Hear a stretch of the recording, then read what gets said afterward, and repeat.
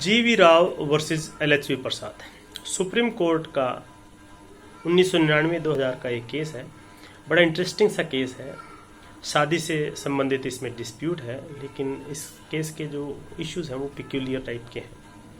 अब इसमें जो जीवी राव है वो 1994 में centre for cellular and molecular biology का इंस्टीट्यूट है हैदराबाद में, उसमें पोस्ट डॉक्टरल फेलो थे।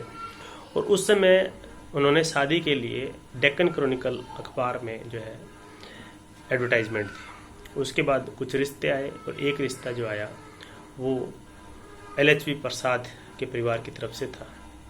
एलएचवी प्रसाद जो है जो जीवी राव की पत्नी है, उनके भाई हैं। तो उनकी तरफ से जो रिश्ता आया, उन्होंने बताया कि वो थुरुपुकप्पू कम्युनिटी से बिलोंग करते हैं, जबकि जीवी राव जो थे वो गजाला बलीजा कम्युनिटी से जो है बिलोंग करते थे। अब इन्होंने बातचीत की और बातचीत के बाद शादी कर ली। शादी के कुछ वर्ष बाद, तकरीबन 3 साल बाद जो है जीवी राव को पता चला कि जो पत्नी है या पत्नी पक्ष है वो थुरुपुकप्पू कम्युनिटी से नहीं है, जबकि वो जो है कोंडाकप्पू कम्युनिटी से है। और कोंडाकप्पू कम्युनिटी जो है शेड्यूल ट्राइब कम्युनिटी है। अब इस बात के चलते जीवी राव को ऐसा लगा कि जो शादी उसने सोच के की थी थुरुपुकप्पू कम्युनिटी, उसके हिसाब से उसके साथ चीटिंग हुई है। कि वो सोचता था कि ये थुरुपुकप्पू कम्युनिटी से है, थुरुपुकप्पू कम्युनिटी जो है फॉरवर्ड कास्ट में आती है। अब इसके चलते जीवी राव ने जो है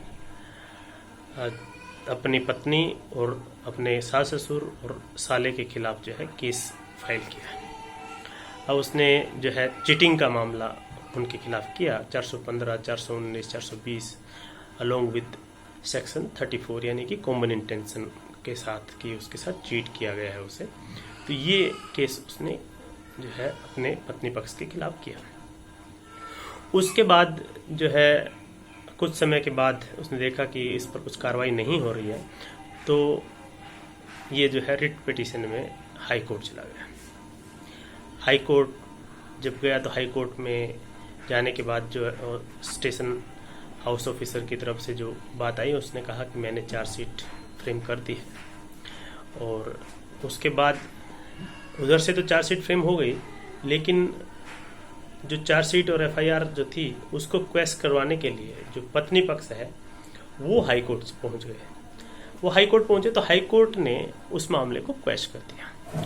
हाई कोर्ट ने ये सोचते हुए क्वेश कर दिया कि इस मामले में चीटिंग बनती नहीं है, क्योंकि चीटिंग का जो सेक्शन है वो उस चैप्टर में आता है जो कि ऑफेंस रिलेटेड टू प्रॉपर्टी माना जाता है। तो कोर्ट ने ये मानते हुए कि इसमें चीटिंग बनती नहीं है, तो क्योंकि वो तो प्रॉपर्टी से संबंधित इशू होता है चीटिंग का, तो इसलिए कोर्ट ने, हाई कोर्ट ने जो पत्नी पक्ष थे उनके खिलाफ जो एफआईआर और चार्जशीट थी उसको क्वेश कर दिया। उसकी अपील में एसएलपी ले करके जो है जीवी राव सुप्रीम कोर्ट पहुंच गए। अब सुप्रीम कोर्ट ने इस मामले में देखा कि ये मामला पूरा का पूरा जो कहानी आपको बता दी है। अब कोर्ट ने कहा कि भाई 136 जो आर्टिकल 136 है जिसमें एसएलपी का जुरिस्डिक्शन है, उसमें ये हम बाद में देखेंगे। पहले तो हाई कोर्ट की जो जजमेंट है उसकी बात कर लेते हैं। और उन्होंने उसमें कहा कि जो चीटिंग का सेक्शन है, सेक्शन 415, 415, वो चैप्टर के हिसाब से देखोगे तो वो प्रॉपर्टी से रिलेटेड ऑफेंस है, लेकिन उसमें प्रॉपर्टी के साथ साथ ये बात भी है कि अगर जो डैमेज या हार्म जो है बॉडी, माइंड या पर्सनल प्रॉपर्टी को होता है या रेपुटेशन को होता है तो भी वो चीटिंग में आता है। यानी कि केवल प्रॉपर्टी की बात नहीं है, रेपुटेशन या माइंड में भी अगर डैमेज या हार्म होता है तो भी ऐसे मामलों में, बॉडी पे भी होता है तो भी ऐसे मामलों में चीटिंग मानी जाती है। और इसमें इंटेंशन का बड़ा इंपॉर्टेंट मामला है कि इंटेंशन वो होनी चाहिए। इसमें फिर सुप्रीम कोर्ट ने पुराने कई केस भी बताए कि पुराने जैसे केस थे, इलाहाबाद हाई कोर्ट के केस थे, जिसमें इस तरह का था कि किसी व्यक्ति ने एक राजपूत था और उस राजपूत परिवार को 2 लड़कियां ला करके दी और कहा कि ये जो है फॉरवर्ड कास्ट की हैं, और उन्होंने शादी कर ली। शादी करने के बाद पता चला कि वो उनकी कास्ट से बिलोंग नहीं करती थी। ऐसे ही एक जो व्यक्ति ने जो है एक किसी व्यक्ति का जो पंडित था या ब्राह्मण था, उसकी शादी किसी से करवा दी ये कहते हुए कि ये ब्राह्मण है, लड़की ब्राह्मण है, और बाद में पता चला कि लड़की ब्राह्मण नहीं है, सेम कास्ट की नहीं है। तो इसमें फिर जो है चीटिंग के केस बने थे। तो सुप्रीम कोर्ट ने कहा कि इस मामले में भी जो हाई कोर्ट ने डिसीजन दिया है, जो क्वेश्चन की है, वो एक तरह से गलत है, लेकिन आर्टिकल 136 के जुरिस्डिक्शन में हम इसको इंटरटेन करें या ना करें, ये एक दूसरा पहलू है।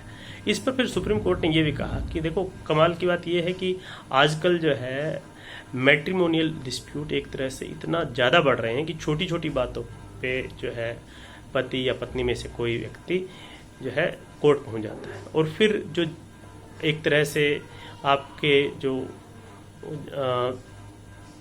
यूथफुल डे जो होते हैं, जिस समय आपको अपनी ज़िंदगी में अच्छे काम करने चाहिए, उस समय आप कोर्ट के चक्कर लगाते रहते हो। बेहतर होता है कि अगर आदमी कोर्ट ना जाए और अब आपस में बैठ करके जो छोटी छोटी बातें हैं उनको आपस में सुलझा लें।